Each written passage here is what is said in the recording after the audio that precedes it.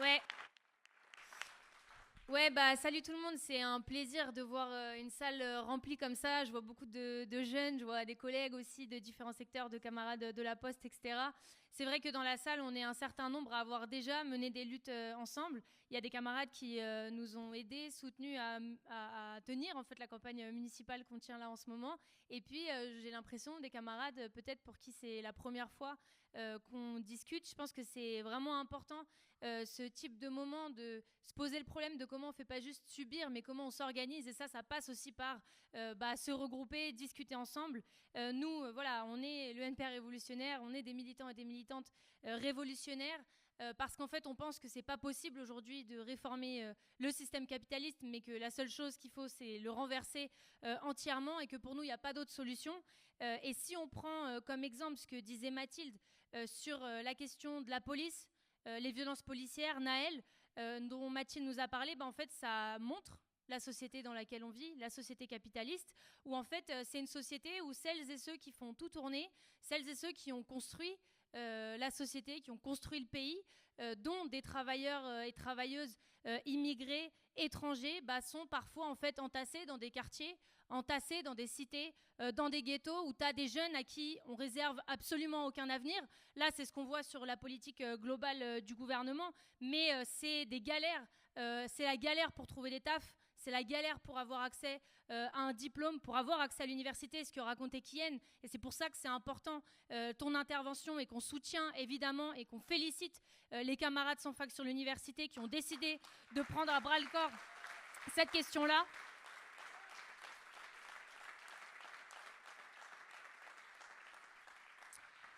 Donc c'est la question de dire, quand tu es enfant de travailleurs, de travailleuses, quand tu viens des quartiers populaires, en fait, tu n'as pas accès à l'université, tu n'auras pas de diplôme. On voit bien dans cette société comment c'est déterminant aussi sur la suite de tes conditions de vie, tes conditions de travail. Mais en parallèle, ils mènent une politique consciente quand même. Ça, on a eu l'occasion de beaucoup en discuter pendant la campagne. Je ne vais pas forcément développer, mais quand même pour qu'on ait en tête. C'est un truc de tu vas pas à la fac, par contre, tu vas vite au charbon, hein. Et ça, là-dessus, ils sont carrés. Là, il y a le MEDEF, vous avez vu, qui a sorti un nouveau truc avec le nouveau contrat CDI pour les jeunes. On sera payé en dessous du SMIC. Et sinon, si tu fais pas ça, c'est la case armée. Il y a toujours le service militaire volontaire. Tu peux candidater sur Parcoursup. Là-bas, tu es nourri, logé, tranquille. Et puis quand tu reviens, tu as plus d'accès à des tafs, à des facs, etc. Sauf que ça veut dire s'adresser à ces jeunes-là à qui on donne aucun avenir pour avoir que ça comme option pour avoir une fac. Sauf que ça veut dire aller tuer des travailleurs et des travailleuses dans d'autres pays. Ou alors ça veut dire servir l'armée, les intérêts impérialistes et coloniaux de la France partout dans le monde. C'est ça en fait aujourd'hui les perspectives qui proposent à la jeunesse, c'est de l'utiliser pour en faire le plus de profit possible en attaquant les enfants de travailleurs et travailleuses, mais y compris en premier lieu les jeunes issus de l'immigration et dans les quartiers populaires. Et donc bien sûr, pour maintenir toute cette logique-là, en fait, il faut bien que ces jeunes restent bien entassés dans leur quartier, et surtout qu'ils soient sages et qu'ils ouvrent pas trop leur bouche pour maintenir l'ordre dans tout ça, parce que sinon les patrons, ils font comment pour les exploiter, tous ces travailleurs et tous ces jeunes, s'ils passent leur vie à contester la société, le racisme, les violences policières. Donc pour ça, en fait, il y a plusieurs outils que le capitalisme il a mis en place. Ça s'appelle l'oppression, le racisme d'État, l'islamophobie, les divisions. Et là, on est pile dans la logique du capitalisme. On est dans le cœur de la manière dont fonctionne le système capitaliste. Le capitalisme, c'est l'exploitation et c'est l'oppression.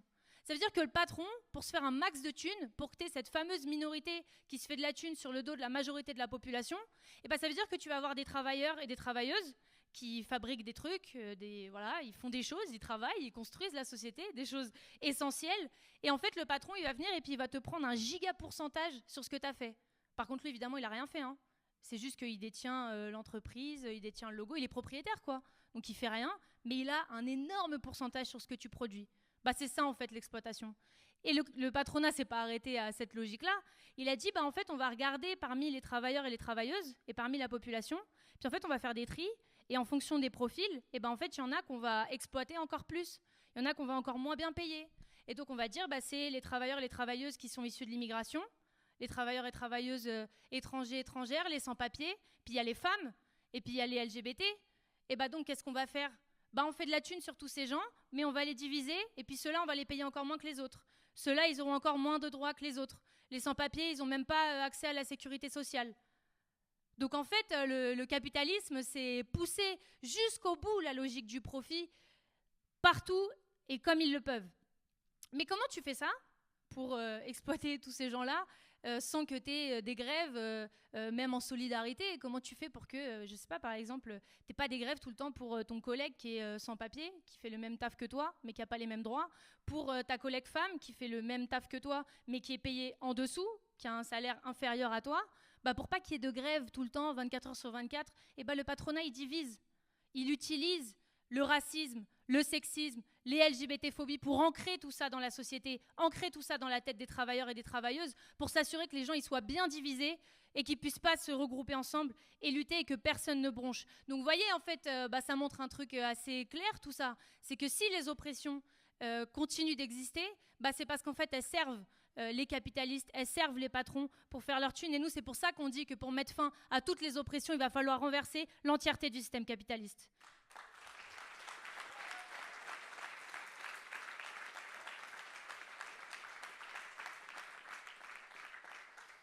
Et pourquoi je dis tout ça? Parce qu'en fait, les violences policières, cette police de classe, en fait, c'est pas juste une affaire de racisme ou de mauvaise police, hein. Genre, on pourrait avoir une police plus tranquille, un peu moins raciste, un peu plus... Ça n'existe pas, hein, de réformer la police. Parce qu'en fait, c'est dans son existence même. C'est l'ADN de ces institutions, de la police, de la justice, de fondamentalement faire régner le capitalisme, permettre au capitalisme de pouvoir exister. Donc d'un côté, tu as l'exploitation, tu as l'oppression, et puis de l'autre côté, l'État, ils ont construit, en fait, les États, ils ont construit des outils qui sont super pour maintenir l'ordre dans les quartiers et dans la société. C'est ce qu'on dit, c'est la police. Et puis c'est l'armée. Mais la police, c'est celle qui a tué Zied Ebouna, Adama, El Hassan Diarra. C'est celle qui tue aujourd'hui encore en Kanaki pour maintenir l'ordre colonial et les intérêts impérialistes français. C'est la ICE aux États-Unis qui poursuivent et qui font la chasse aux immigrés. Donc c'est une police de classe, de leur classe contre la nôtre. Mais c'est aussi une justice de leur classe contre la nôtre. Parce que c'est ce que disait Mathilde avec le meurtre de Naël. En fait, on a compris un truc simple, c'est que la police, elle pouvait tuer tranquille, hein, en toute impunité. C'est ce que disait Mathilde. Ils ont caractérisé ça comme des violences ayant entraîné la mort sans intention de la donner. Alors qu'il y a des vidéos quand même, hein. On a tous vu ce qui s'est passé. Donc en fait, aujourd'hui, un keuf, il peut tuer sur n'importe qui et puis on n'appelle pas ça un meurtre. Par contre, c'est quoi les bavures qu'on voit là sur Sarko, sur Bolloré, sur Total? On n'en voit jamais en fait. Les bavures policières, c'est jamais sur les patrons. T'as eu combien de patrons qui ont été condamnés?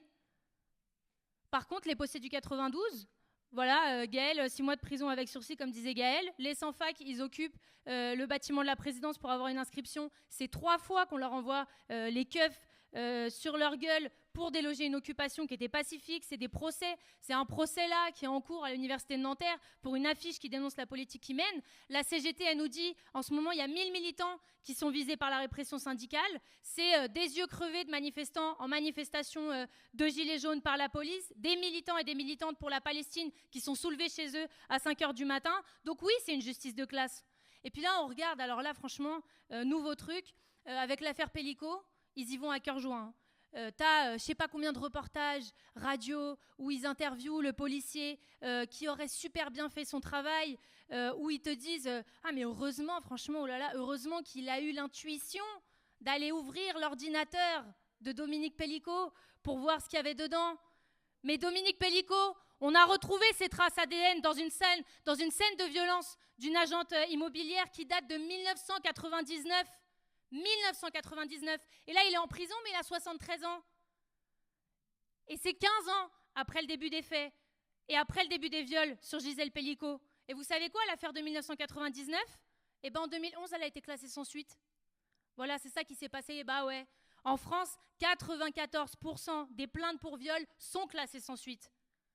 Tout ça, ça nous montre à quel point l'institution policière, la justice, c'est une justice de classe patriarcale et c'est un outil de domination et d'oppression. Et oui, cette société, elle laisse faire et elle est responsable de meurtres racistes, de viols, des affaires Epstein et autres. Mais comment on peut penser aujourd'hui qu'on peut compter sur la justice pour défendre n'importe qui d'entre nous? Cette justice qui sert fondamentalement à maintenir l'ordre capitaliste et patriarcal. Donc nous, on le dit, ouais, la justice, la police, l'armée, l'État, c'est pas réformable, c'est pas améliorable, ça n'existe pas, ça. C'est ça l'utopie, de penser que c'est possible. Parce que c'est un outil et le bras armé du capitalisme pour maintenir l'oppression et l'exploitation que peuvent se faire les patrons sur notre dos sans qu'on puisse les affronter. Donc oui, nous, on le dit, face aux oppressions, face aux violences capitalistes, on pourra compter que sur nos propres forces pour nous rendre justice. Et ça s'appelle les grèves, les manifestations, les occupations, le regroupement pour en finir avec toute cette société capitaliste.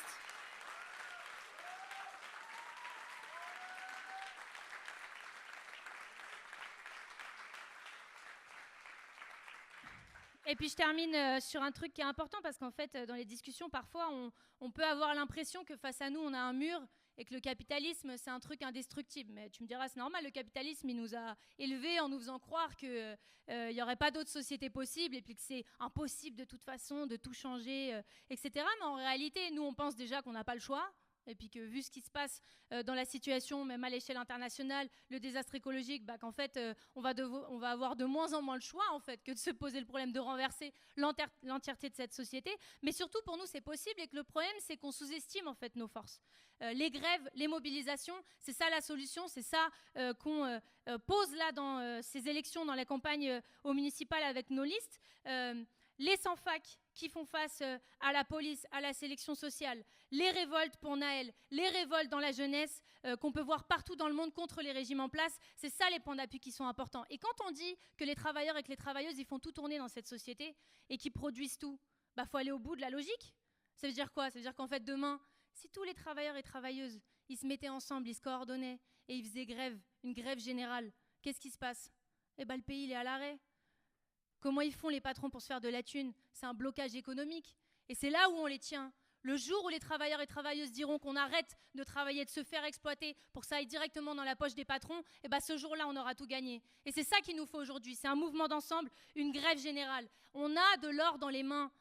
Et la jeunesse, elle a un rôle important à jouer aussi là-dessus, dans notre capacité à, déjà, on est nombreux et nombreuses, et puis on est pas mal à être en colère quand même, et à être en capacité de faire des démonstrations de radicalité, de combativité et d'aller chercher les travailleurs et les travailleuses et de mettre en mouvement. Et nous, on pense qu'un mouvement d'ensemble lié entre les travailleurs, les travailleuses et la jeunesse, c'est quelque chose qui est devant nous et il faut qu'on comprenne, s'ils nous répriment, s'ils nous attaquent et s'ils sont violents, c'est parce qu'ils veulent une jeunesse qui se taise, une jeunesse qui se tienne sage. Nous, on sera tout l'inverse. Ils veulent nous exploiter, on préparera la grève générale. Ils veulent nous mener à la guerre, nous, on préparera la révolution.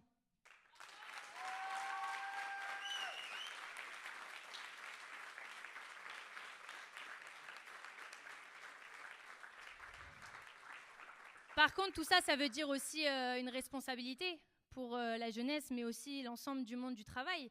Parce qu'en fait, aujourd'hui, plus que jamais, il faut renforcer les idées révolutionnaires. Mais pour ça, ça veut dire dès maintenant, en fait, renforcer le camp de ceux et celles qui militent dans des partis révolutionnaires et pour la révolution. Il ne faut pas attendre le champ de bataille. Il ne faut pas attendre de plus pouvoir respirer ou de devoir travailler sous 55 degrés pour pouvoir se poser le problème de quand est-ce qu'on construit la riposte et quand est-ce qu'on construit la confiance qu'on peut avoir dans nos luttes et dans nos mobilisations. Et ça commence dès maintenant par voter, parce que c'est soutenir en fait les idées révolutionnaires, c'est faire un message et une démonstration du nombre que nous sommes à défendre cette idée-là et que c'est possible en fait de renverser cette société. Mais tout ça en fait on n'y arrivera pas isolé. Et en fait, il faut qu'on soit coordonnés. Et il n'y a qu'un parti révolutionnaire, en fait, qui est capable de coordonner des forces dans la jeunesse, dans les entreprises, dans le plus de lieux possible, nationalement, avec des liens à l'échelle internationale, et de proposer un plan de bataille. C'est ça qu'il faut construire aujourd'hui. Parce que quand on est tout seul face au capitalisme, c'est sûr que tu es isolé. Hein. Ça, c'est sûr. Et puis tu déprimes bien. Hein.